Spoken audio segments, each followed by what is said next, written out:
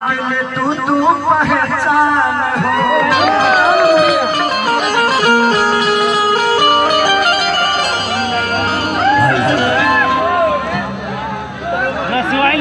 शायद मेरी किस्मत में ही तू नहीं है।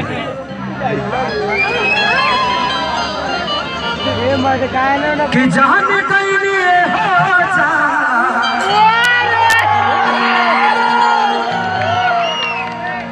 जाने कहीं जा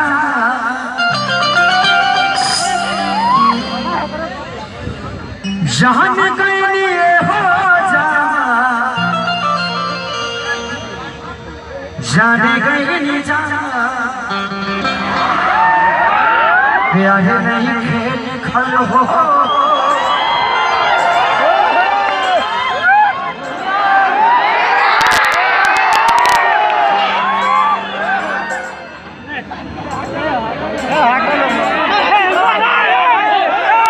कि प्यार नहीं खेल खल। अच्छा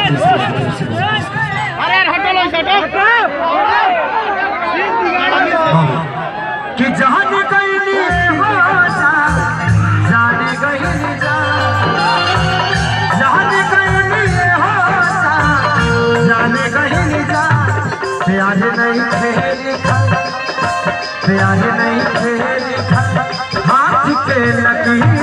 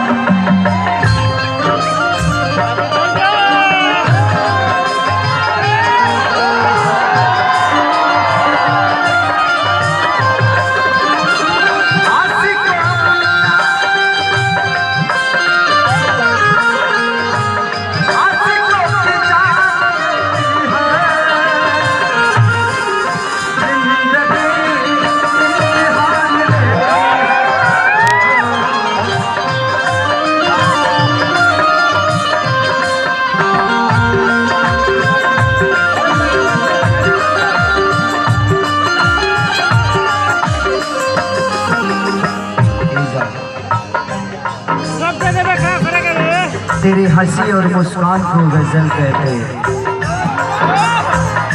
एक ही बार दे दीजिए ना, इतना देना और है तो और लेके आइए ना। हाँ प्रिंस जी के सर जी की तरफ से अब मनोज जी और है तो और लेके आ जाइए ना। एक ही बार दे दीजिए, आप भी अस्थिर हम ही अस्थिर। तेरी हंसी और मुस्कान को गजल कहते हैं। तेरी निर्विशी आंखों को नील कमल कहते हैं। अगर यकीन ना आए तो खुदाई ना उठा कर देख ले, क्योंकि देखने वाले तुझे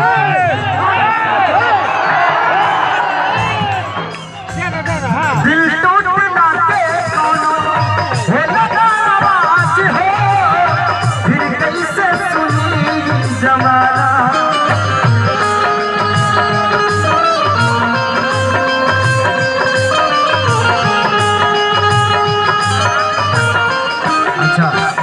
शरद भाई की तरफ से बहुत पुरस्कार आशीर्वाद करते सभी का।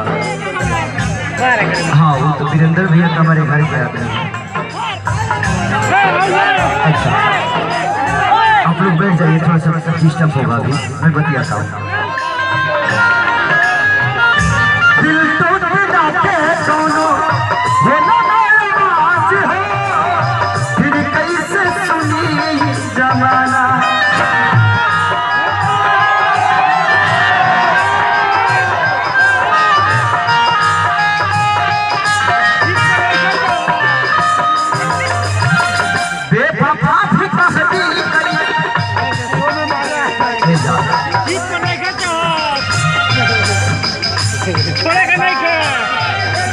अगर रुलाना ही था तो हंसाया क्यों, अगर रुलाना ही था तो हंसाया क्यों, अगर दूर ही जाना था तो फंसाया क्यों।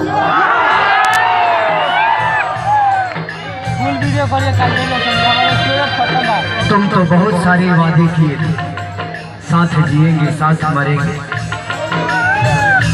बैटरी अगर मुझसे दूर ही जाना था तो कसम खाया क्यों।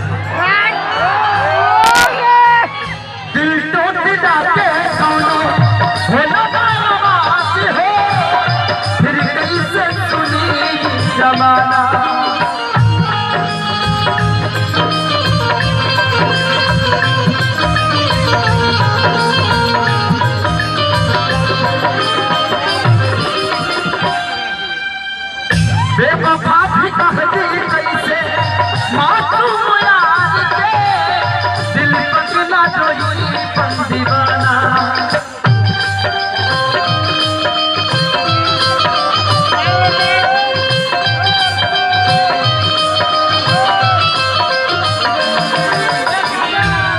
सीख ले हर हंधेरी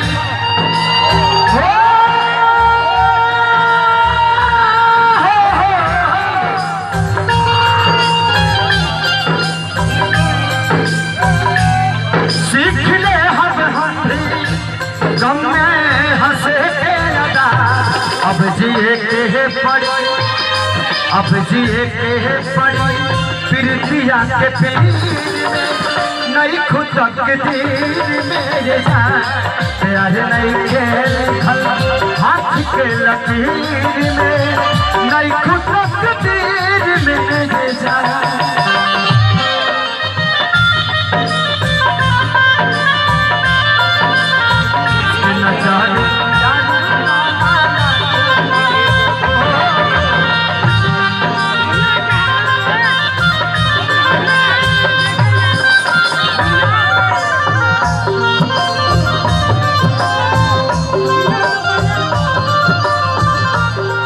चले रहे हम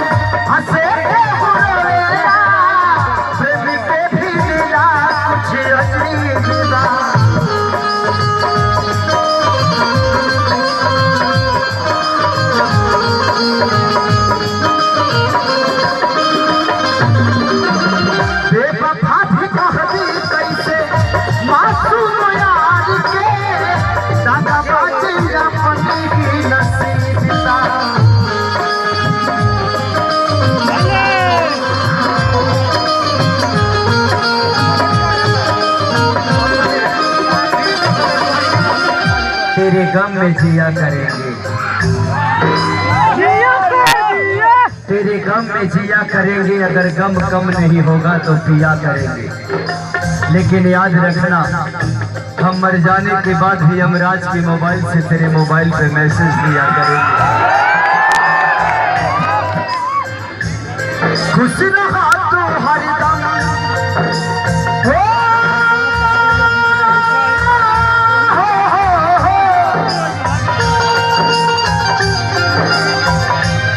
खुश रहा तो हरदम दिल से है बात का कमी रहे का कमी रहे खेसरिया